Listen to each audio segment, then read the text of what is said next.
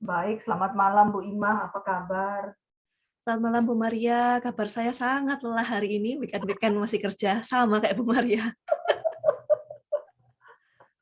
Yang sabar ya. Ya sabar Bu, saya sabar terus, semangat. Baiklah Bu, kita akan melakukan sesi coaching pada malam hari ini.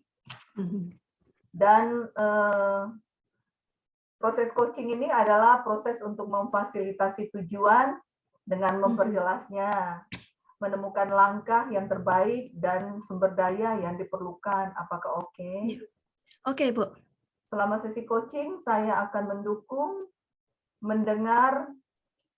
mendengarkan Anda serta bertanya, dan saya berkomitmen untuk hadir penuh dalam memperhatikan Anda.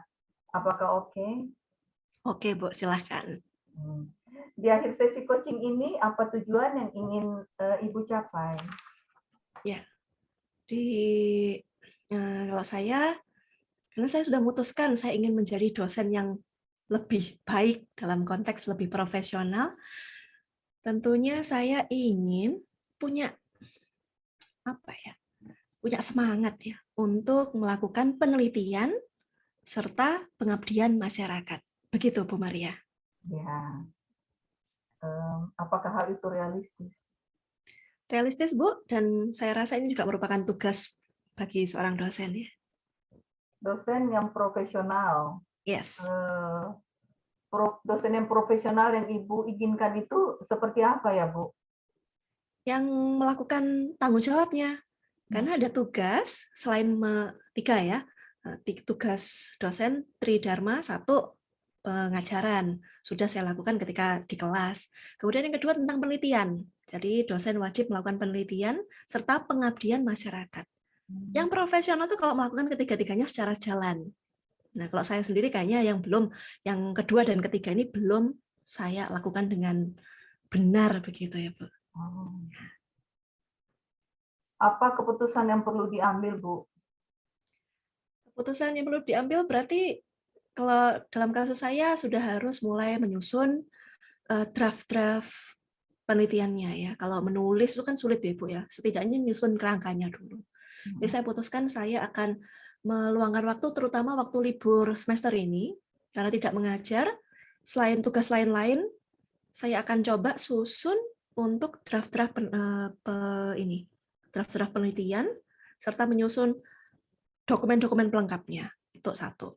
Kemudian kedua, kalau tentang pengabdian, saya sudah bergabung dengan organisasi dan ya ikut serta di rapat-rapatnya ya untuk proses kegiatan pengabdian itu. Itu Bu yang saya lakukan.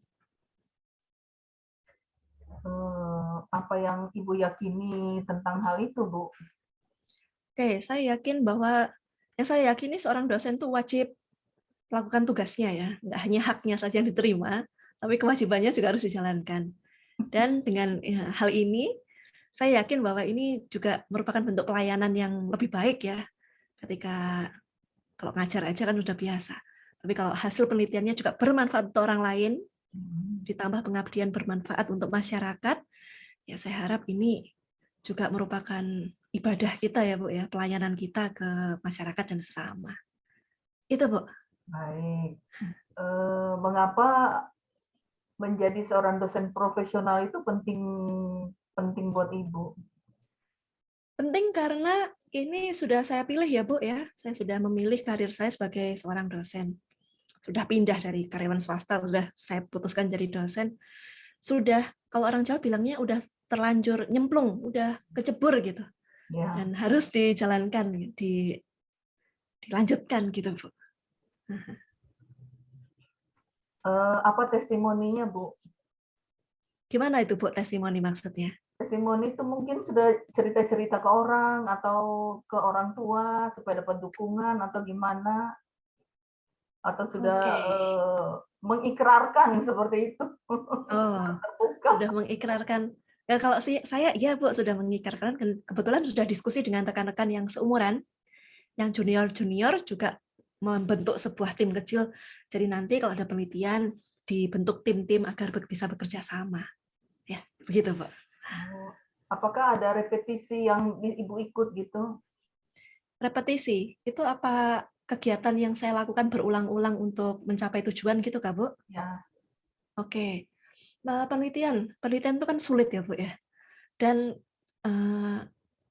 ya makin sulit kalau dilakukan sendiri. Jadi saya kemarin mengikuti kuliah tamu, jadi kuliah tamu untuk belajar metode penelitian. Dan itu banyak metode yang saya pelajari, saya ulang-ulang juga ya, yang kualitatif, yang kuantitatif. Nah, mungkin selama ini yang saya lakukan itu, Bu, ikut kultam.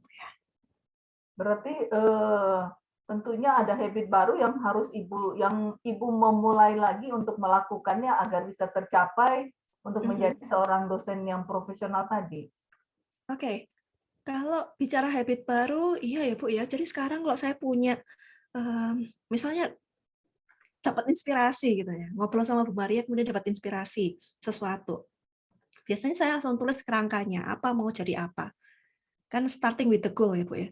Jadi dari informasi itu sebenarnya udah tahu gambaran umumnya seperti apa. Nah, dari situ nanti kalau ada waktu lebih panjang, dikembangkan. Apakah ini layak untuk masuk sebuah penelitian? Nah, seperti itu, Bu. Ya, jadi yang saya dengar tadi kan ibu pengen menjadi seorang dosen yang profesional dan ibu sudah memulai melakukannya itu yaitu dengan cara mulai kumpul dengan teman-teman sebaya untuk melakukan langkah-langkah penelitian Betul. ke sana. Nah, Ya. saya lihat itu sebagai salah satu mungkin langkah.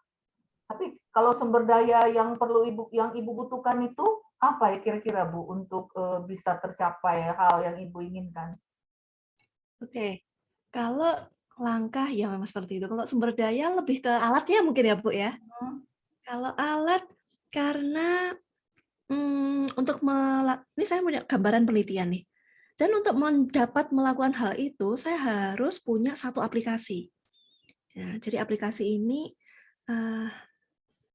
oke, saya sebutnya aplikasi aja ya. Jadi aplikasi ini bisa membantu saya mengolah data. Karena nggak bisa kalau dilakukan secara manual, akan lebih bagus kalau pakai aplikasi. Itu yang paling sangat membantu. Jadi saya harus mendapatkan aplikasi itu. Kalau beli itu kayaknya mahal ya Bu ya. Mungkin saya cari yang versi sharing di Shopee begitu. Nah, jadi termasuk juga dengan biaya ya Bu ya. Sebenarnya juga butuh biaya yang cukup lah, nggak besar juga, tapi cukup untuk melakukan penelitian. Kemudian kalau udah penelitian juga ada ngetiknya. Nah, berarti butuh alat untuk ngetik. Kalau kebetulan keyboard saya Bu yang perlu diganti. Jadi mungkin ada 2 hal itu ya Bu yang perlu saya siapkan. Baik Bu. Jadi kesimpulan apa yang dapat diambil dari sesi coaching pada malam hari ini Bu? Sesi coaching ini singkat ya Bu ya. Tapi saya seperti juga diingatkan bahwa kalau untuk mencapai tujuan perlu ada sumber daya. Nih, walaupun sepele nampaknya keyboard, tapi nampaknya juga sangat penting bahwa kita bisa ngetik kalau ada keyboardnya. Kemudian alat apa yang dibutuhkan lagi untuk mencapai tujuan tadi? Ada aplikasi, ada biaya juga, ada dana ya, kebutuhan keuangan begitu.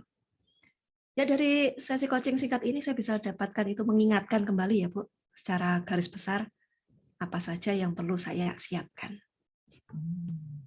Baiklah kalau gitu